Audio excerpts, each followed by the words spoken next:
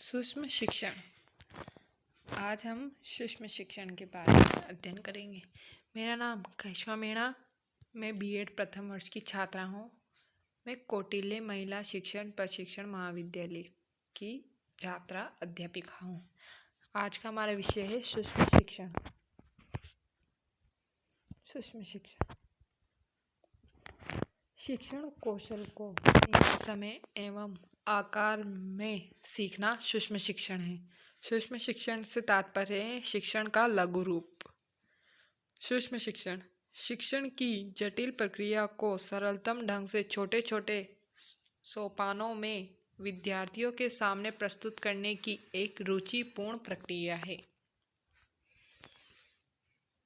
Doctor A.W. Elon को सूक्ष्म शिक्षण का जन्मदाता माना जाता है। भारत में सेंट्रल पेडागोजिकल इंस्टीट्यूट के प्रोफेसर डॉक्टर D.D. तिवारी ने इस विधि का प्रयोग किया। इस प्रकार 1970 में मैक एलिज तथा अरविंद ने सूक्ष्म शिक्षण की व्याख्या की है।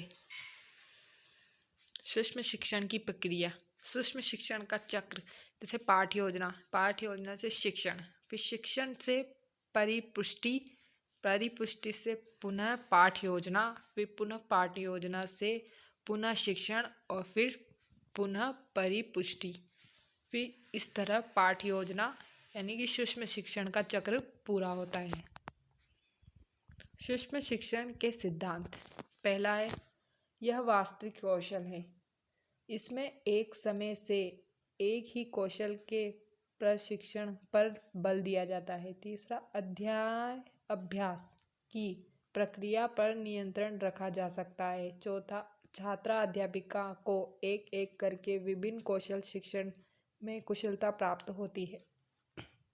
पांचवा है, छात्रा अध्यापिका द्वारा जो गलतियां शिक्षण में की गई है उनको दूर करने का पुनः अवसर मिलता है। सूक्ष्म शिक्षण के गुण। सूक्ष्म शिक्षण वास्तविक शिक्षण है जिसमें शिक्षक और छात्र अभ्यास की स्थिति में एक साथ कार्य करते हैं।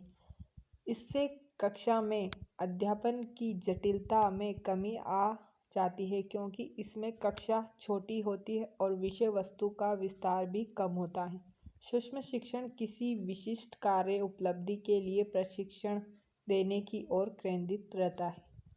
पाठ पढ़ाने के तुरंत बाद प्रशिक्षणार्थी को अपने कार्य की समालोचना में लग जाता है। उसे पृष्ठपोषण देने के लिए साधन उपलब्ध रहते हैं।